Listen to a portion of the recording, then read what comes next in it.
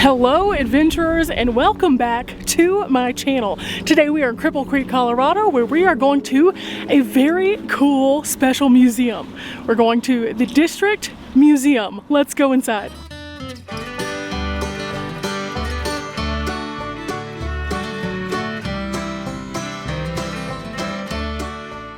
Now, if you didn't get a chance to watch my Cripple Creek Victor narrow gauge railway video, make sure you check that out because we did touch on this a little bit. Originally, this museum was the depot for this area. In 1895, this building was established and served for over 50 years. Okay guys, so we're going to be moving into this museum and through several different rooms. And as we move through this particular part of the museum, we're going to see cool stuff that was actually put here as early as the 50s and then has continued to grow on and on throughout time. I think that that's just really neat. But this is not the only building. There are actual other buildings on property as well, including two cabins. One of the cabins, very interesting subject that we'll get to in just a minute. But for now, let's explore.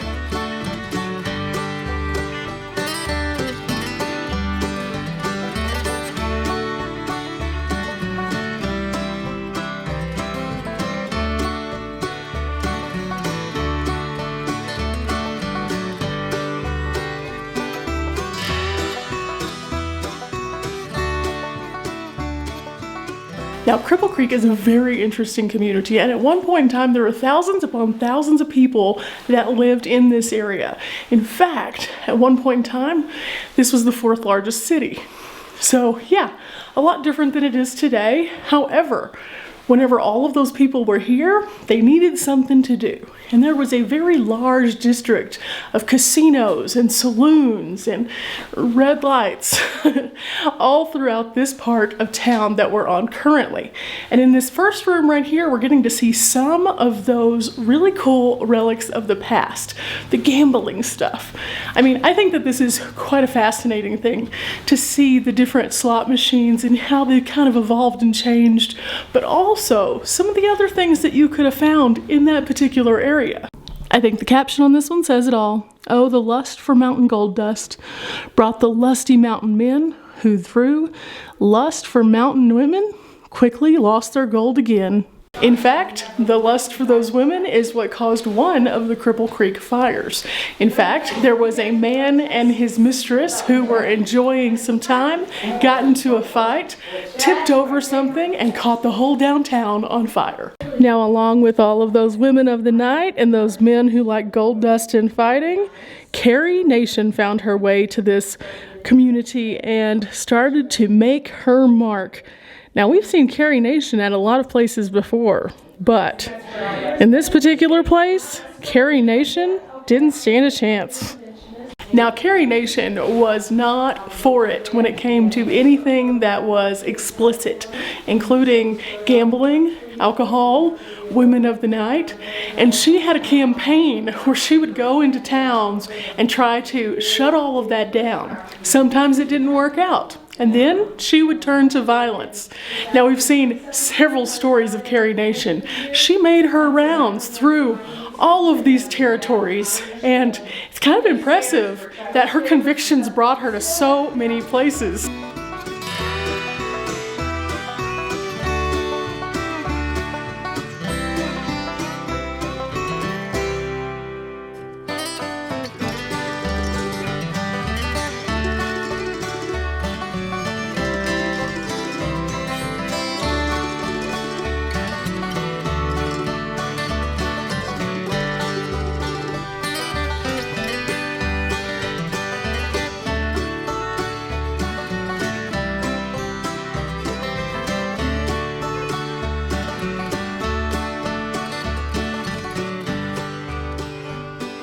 Now, moving up to the second floor, a whole different set of displays to tell a different part of the story. And this is so neat because this focuses on the depot and the transportation of this area. And from here, you have a magnificent view of downtown. I mean, look at that. You can see all the way downtown through the main strip, even into that little construction area where they're working on a new hotel. Now, at one point, Cripple Creek actually had numerous trains that would come here every single day. They were producing more gold and having more things come into the city for need than any other place anywhere near this region. So in this room we get to focus on all of that cool stuff. Trains are such fascinating things. Now whenever I rode the narrow gauge earlier, I learned a lot, but this room explains a lot more of the details of things that might not have been explained on that ride. Like, look at this. This is not only a locomotive headlight, but also what it would look like on the train itself. That is neat. And it also says here, when railroad men visited houses of ill repute along their routes, they left their red lanterns outside on the porch. And that's what ended up turning things into the red light district. So all this time I was thinking it was the ladies of the night themselves who were turning on the red light. But in fact, it was the railroad guys and the miners.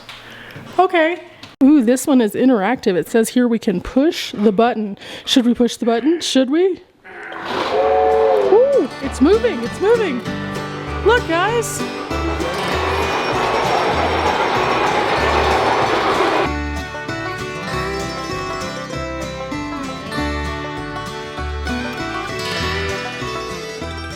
Along the walls of this particular room, you can find some of the historic photos. And some of them are really, really neat, and some of them are historic oopses. So right here we have a really nice photo of the Midland Terminal Railway, and this one actually ran between 1895 and 1949. But right here we see the High Line electric car falling from the slope of a sovereign gold mine. Yeah, that was one of the historic oopses. And then up at the top, that is the wreck of Florence and Cripple Creek in Anaconda, and that one happened on July 2nd, 1894. So clearly everything wasn't always roses and sunshine when it came to the train. However, it was still the most effective way to move a lot of product from one place to the next, and to transport people as well.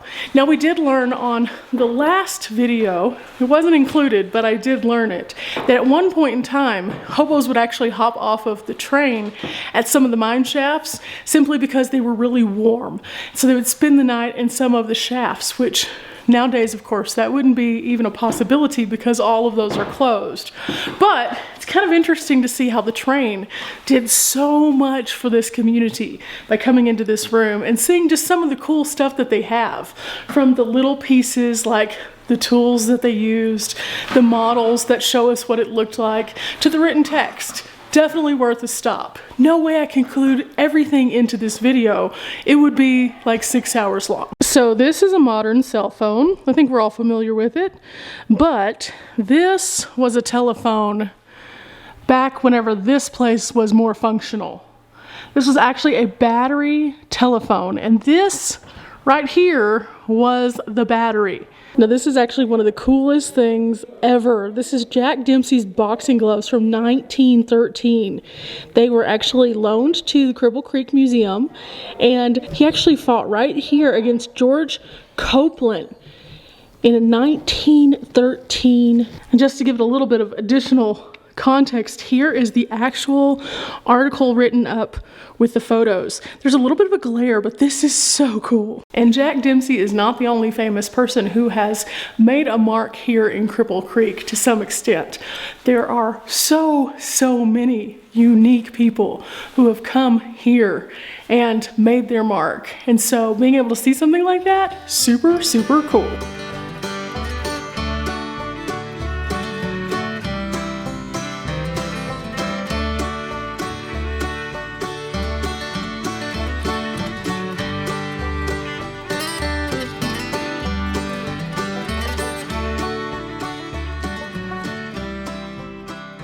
Inside the Stratton room, we find all sorts of amazing geology. Now, inside this room, we're finding samples that are from the earliest record of them keeping records of geology here in the area. These are from the late 1800s. So inside these cases, you can see the specimen, and it's documented, and it has a little tag like this. This is the tag that we were talking about, and it tells you where, what, who, and basically why it's here.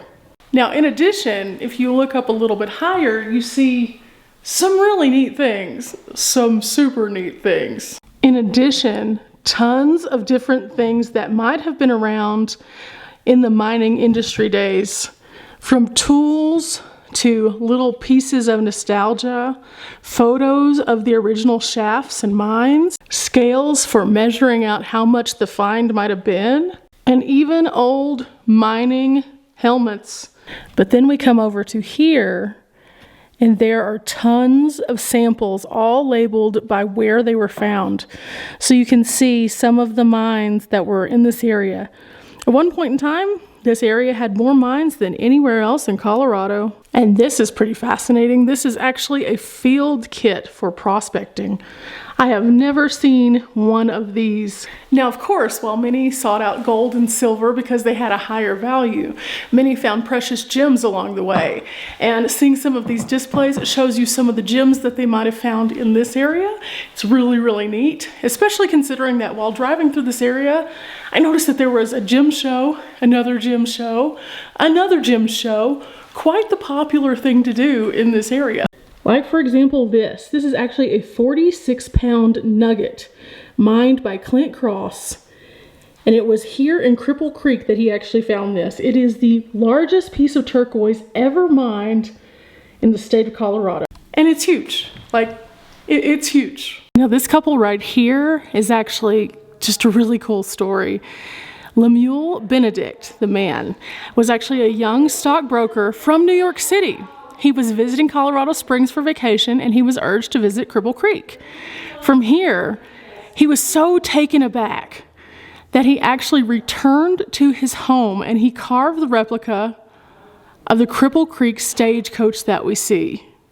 This helped him to remember his visit to the world's greatest gold camp. He was actually married to a lady named Carrie Bridwell Benedict, who was a well-known operatic singer at the Metropolitan Opera. And believe it or not, it says right here on the sign, at the very bottom there, he is also the creator of Eggs Benedict. I'm telling you, it's wild here. It's super wild. So many interesting underlying stories that date back to Cripple Creek. Like, what? Eggs Benedict? Really? Now we're in the Carlton room, and here you find an array of amazing murals that were actually painted specifically for the museum. And inside, we're finding all sorts of things about mining. It is very hard to comprehend this exhibit. This actually has, if you look down the sides, layers upon layers upon layers, and each one of these layers is a significant thing. This actually shows different tunnels and pieces and stairs and things, and it's just kind of crazy to look at all the levels of this mining situation that they have here, and wow.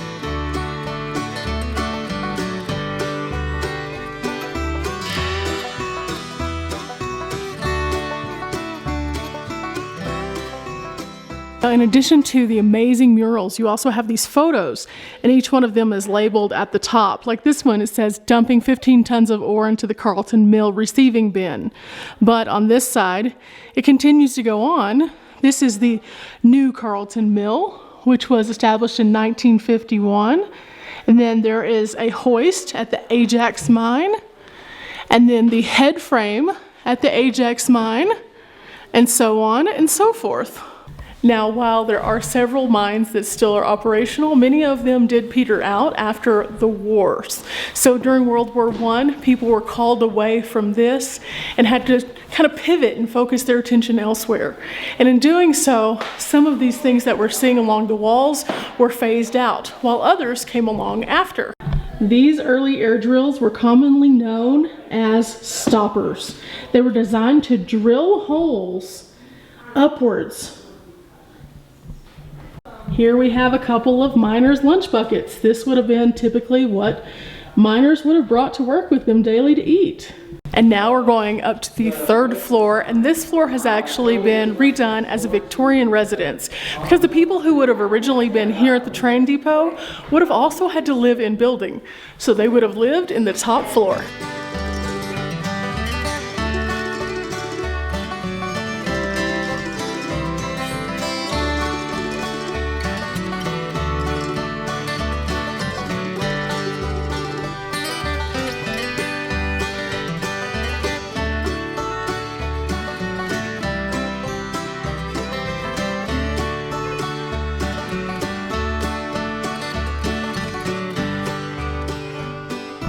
as you come up here, you see all of the fine, minute details that might have been included in a Victorian style living quarters, including the fine china, the beautifully etched woodwork, the amazing photos, and even some of the period clothes that they might have worn. And in this, the office of Ralph L. Carr.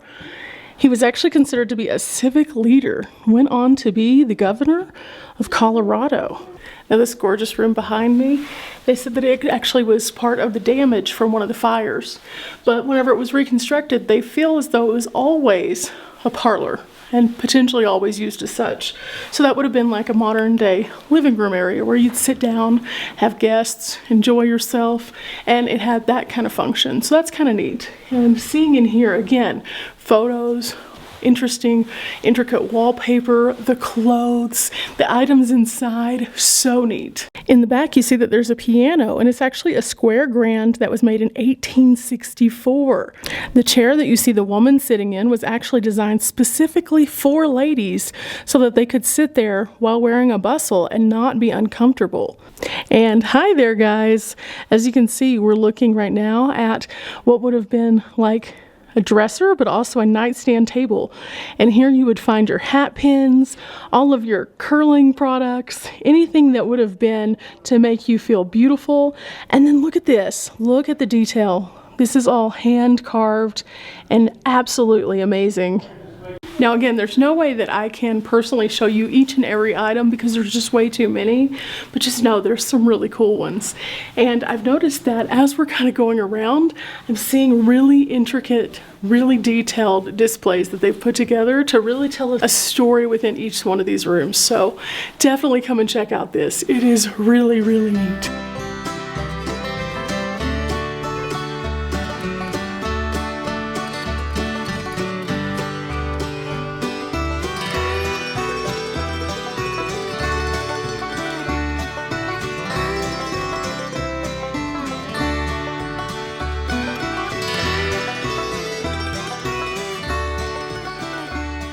Now, with as many people as were here at one point in time, they needed medical facilities, and there were actually 2 fairly large medical facilities here.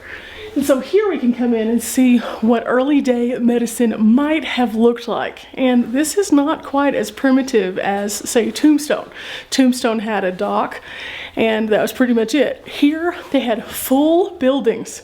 Big buildings. Now, Doc Susie, or Dr. Susan Anderson, was actually one of the first women to practice medicine in this area. She was the inspiration for Dr. Quinn Medicine Woman.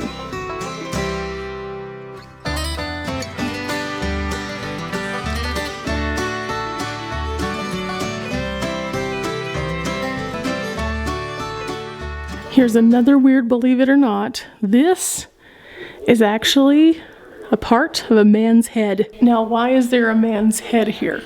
Well, actually, it's kind of a really tragic story. Christmas night of 1901, there was a man who was pistol whipped to death. And the defense attorney for the man who did it asked the coroner to cut off the top of his head to prove his defense. And he did. This top of a head, the cranium, sat in a box, a dusty box, for quite some time. The full story of the cranium is absolutely tragic, but long story short, down here in this next to last paragraph, it says a bar in Colorado Springs named after Finn, the famous defense attorney, wanted the skull so patrons could actually drink to Robert's memory.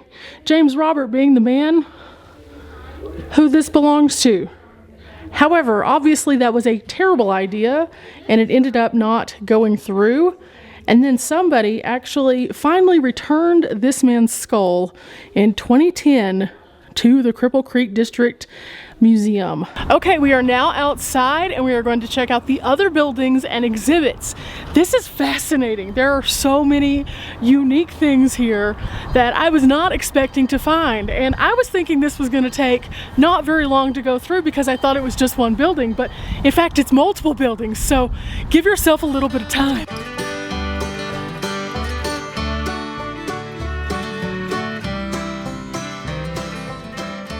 Now this thing right here would have actually been the hoist, so this is how people would have gotten in and out of the mines. Wow, super neat to see this. Now this has been relocated here for the museum, but just really neat to see how cool this thing looks. So that right there is actually the elevator piece that would have been lowered into the mine.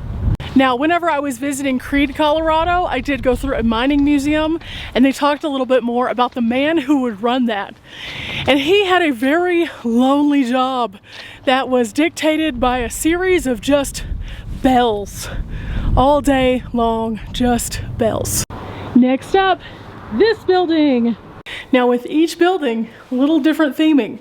So there's tons of different mining equipment, brands, all sorts of cool stuff in here too. Like this old safe, that's neat. And it's right next to a big kettle and a whole wall of all of the different brands that you might have found in this area. This is the Carlton Tunnel with a lot of the people that were affiliated with it right there. And then look at all of these guys down in the mines. This sign right here says it all. In a harmless old gold mine, 2 men have been killed and 1 seriously injured in a nearby unattended mine in 3 years, plus a number of narrow escapes. How? Gas. It's invisible. By sliding down unexpected holes in tunnels and by caving rims. And that is why we don't go into unattended mines unless we're on like a tour. Okay, now the tour continues onward and we have 2 cabins. Now these 2 cabins, I was told to figure out which one belonged to the lady of the night based on what's inside. I was told also this is one of the most popular displays as a result of one of these cabins belonging to a lady of the night. Now, if you were looking at these 2 cabins, which one would you say? Would you say number 1 on the left or number 2 on the right? Okay, it's time for us to go into number 1. Number 1, of course, is on the left. So let's see whose cabin this was.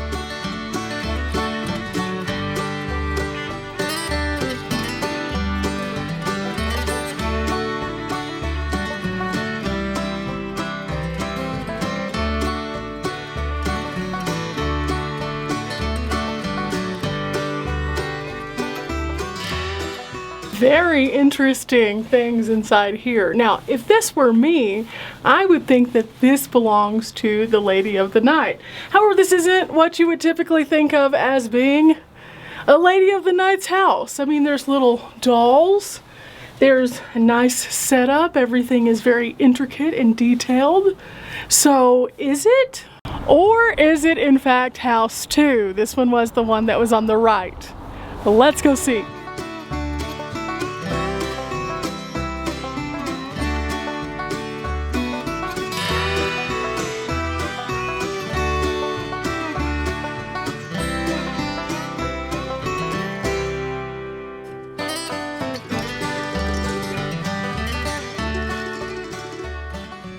Well, in fact, house 1 was the lady of the night, and house 2 is a miner's cabin, and you can definitely tell the difference. There is no woman's touch here at all. In fact, most of the things are very basic, and there's tons of dead animals everywhere. A little bit of whiskey, some gambling, just the basics though, otherwise. So I guess my question to you guys is, did you get that right? And was that what you expected to see in a lady of the night's home? I don't know. It wasn't what I was expecting to see, but that's pretty neat. So now that we've seen both of the cabins, a little story on them. These 2 were actually both from the surrounding area. They were moved here for the museum. However, they were not newly constructed. They were actually the physical ones that were somewhere else, and they were just moved here. And then of course they did put inside all of the interesting things that we have seen here, and that's kind of cool. Continuing with the tour. Inside we go. Wow. Wow. Now, I've seen many stories detailing that Cripple Creek is known just as much for the donkeys as Oatman is, and for very different reasons, but at the same time for similar reasons. So let's see. Oh my goodness, look at it. Oh my goodness, it's so cute. It says here donkeys actually came to the West with early prospectors, and they would carry all the supplies. Cripple Creek's donkey herd can now be seen wandering around town during the summer months. So yeah, very similar to Oatman. Now, we talked about before that there were fires in Cripple Creek, and that's what devastated it. So this is what it looked like while it was burning. And this is a little bit more detailed map of what happened. So you'll see the red goes over to this one, and that was actually the first fire, and it was started at a dance hall near 3rd and Meyer. And then the second one was started at the Portland Hotel. Now, the Portland Hotel actually was in the kitchen that they had a grease fire, but this one was the one where the woman and the man were altercating with one another and ended up tossing over a kerosene lantern. Naturally, from there, things just went crazy and devastation was pretty bad. Everything in the downtown corridor was completely destroyed. Now, speaking of fires, what would you think if I told you that this was actually something that firemen would have to use to navigate through thick smoke in that particular time frame? Now, during the early days of Cripple Creek, the fires were actually put out by these kind of carriages right here. These were led by fire horses, and the last two in existence were named Doc and Dan, and they actually have one of the plates right here that would have been on Dan's stall. In fact, after those big fires, as they continued to improve and build, Doc and Dan did a lot, but so did their counterparts.